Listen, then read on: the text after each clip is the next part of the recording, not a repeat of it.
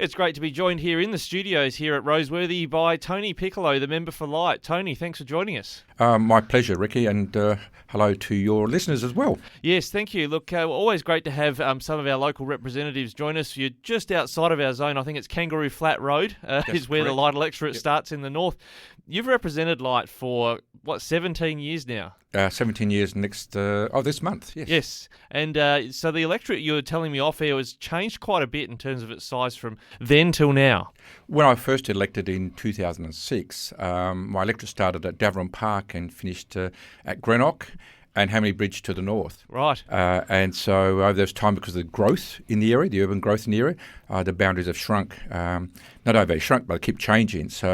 But it's a very unique community. It's one of those communities which is on the peri-urban border of the Metro Adelaide and therefore has a range of challenges to address. Absolutely. Let's talk about some of those zoning challenges. You've been quite active on this front across your community, and you know it well. You're a former mayor before you were elected of the town of Gawler. Even that name, Town of Gawler, kind of tells you the history and heritage of the region, which is changing. Gawler is a major regional centre for the whole district, but still people come to live in Gawler because they like that sense of community which comes with a township, a rural township. Certainly has grown, but Gawler still has a strong core, and therefore the people who do come do feel like they belong to a community, and we need to do what we can to maintain that. And one of those challenges has been like the Gawler Main Street is, you've got your electorate office in that main street. People can see you through the window working in your electorate office, and we've had to have the bypass go around on the east side of the town. A lot of work had to be done on that. Is roads and infrastructure one of those major challenges the town is facing? Very much so. When you're addressing things like traffic, there's a number of things you can do. Firstly, you need to make the existing network work well. So work out where the bottlenecks are, how you make the existing network work well. Secondly, you need to actually look at what new infrastructure you may need because it's an old town and therefore some things you can't modify. And then thirdly, we need to look at ways to improve public transport. Public transport is important. We can't just keep building new roads constantly because they take up land, but secondly, the environmental reasons. So we need to look at ways to improve the transport, and that's something which I work with the community on an ongoing basis. We do have some reasonable amounts of public transport, but we need to improve it. And particularly if Concordia comes on tap, we need to look at quite seriously how we improve that public transport. We can't have just all those cars on the roads. Now, I know you've also, many hats that you've worn. You're also a duty member for Labor in Schubert beyond there. And I know the train line currently stops in terms of a public transport network there, but the corridor is there for it to go out, towards Concordia and beyond. Well, certainly one of the things which will need to be explored is the possibility of extending the current metropolitan train service to Concordia as a major transport hub.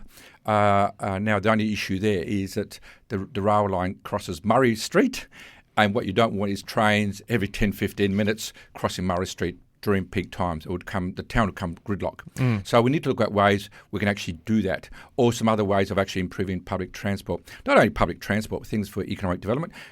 Your listeners may be aware I've been promoting the exploration of looking to see if we can get a tourist train for the Barossa, yes, which would actually start at Gawler and go to the Barossa area. So that corridor is very important.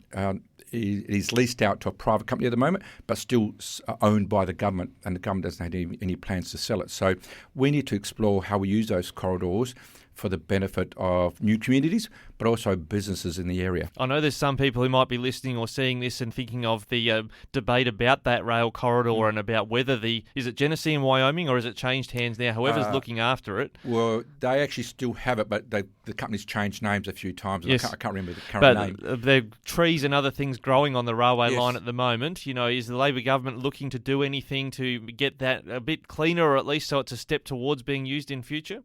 Well, under the agreement, the people who lease the corridor do have a responsibility to maintain it. So if that's not been done, I'll make sure I raise that with the Minister's office to make sure that actually their part of the lease is maintained.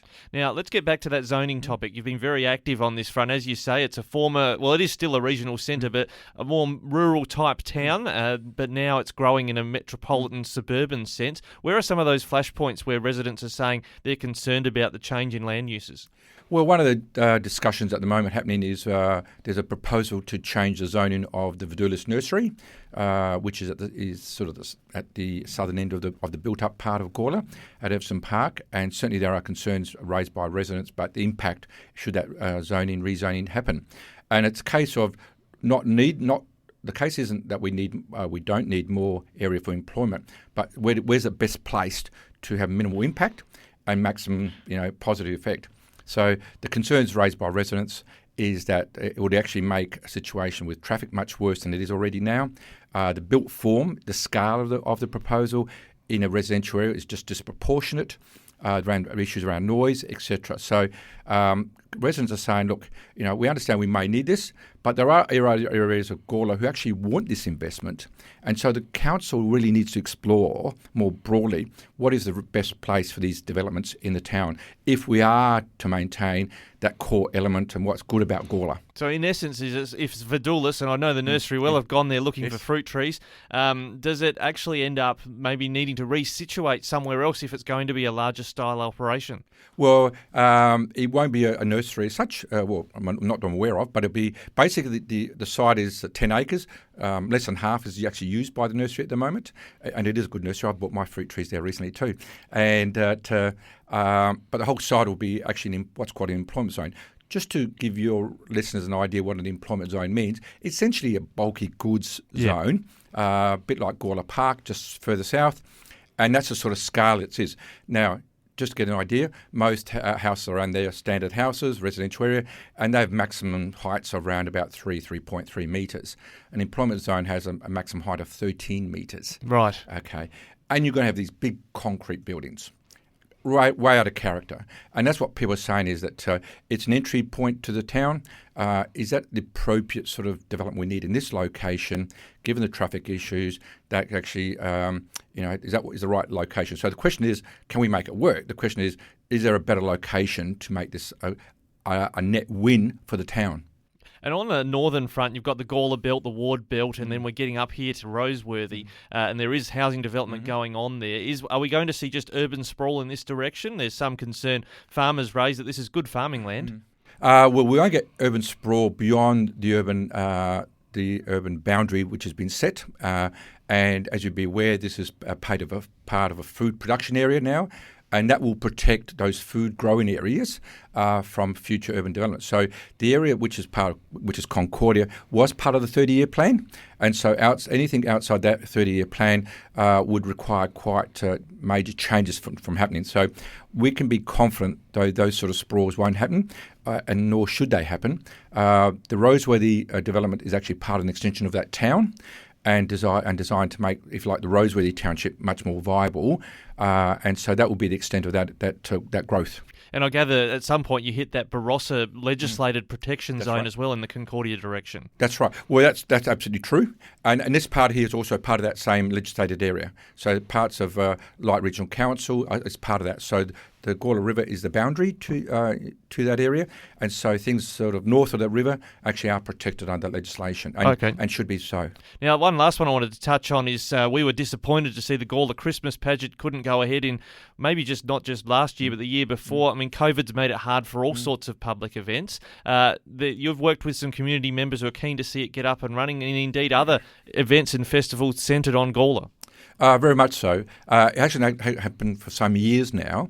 But I went to the Two Wells Christmas parade last year, and I was amazed what a community of that size could actually put on. It was a great event, great family event, a great event which actually celebrated community, which is really important. And certainly the community was actually already agitating for something event in Gawler. So I met with the community leaders and spoke to them about that. And we've had a public meeting, huge turnout to the public meeting. Great support, people prepared to put their hands up and do work on a committee. I did a brief presentation to council last Tuesday night and just explaining what happened at the meeting and what sort of contact we need with the council. I am confident that we can actually make this work for the town, but not only the Christmas parade, but it could also be an event which could actually work with other events. And there's also people there saying we should have a whole calendar of events around Christmas time celebrating different aspects of our community. In addition to the Christmas event, I'm also working with the arts community part of the Sailor Festival, have what we call an Arts on the Plains Festival as part of that. So we're trying to promote Gawler and the districts, my electorate, as a destination where you come to have a whole range of events and activities to highlight and showcase what's great out here. Has a contrast been made by community members, say, what you see further on in the Barossa, where you have pageants and festivals and events, and as a regional centre, Gawler should be trying to aspire to do similar things to that? Absolutely, Ricky. When you look at the Christmas pageant as an example, Tanunda have one. There's one in the Light Regional Council, one in the Adelaide Plains Council, Playford Council also have one. All the adjoining councils have some sort of Christmas activity, major Christmas event. Gawler was the only one that doesn't. So we're exploring that and why that's the case, and to see if we can overcome those barriers and make it happen. Tony Piccolo's had a long experience and history in that Gawler and Light region, 17 years as the local MP. Great to have you join us today here at the Roseworthy Studios. Thanks very much, Ricky.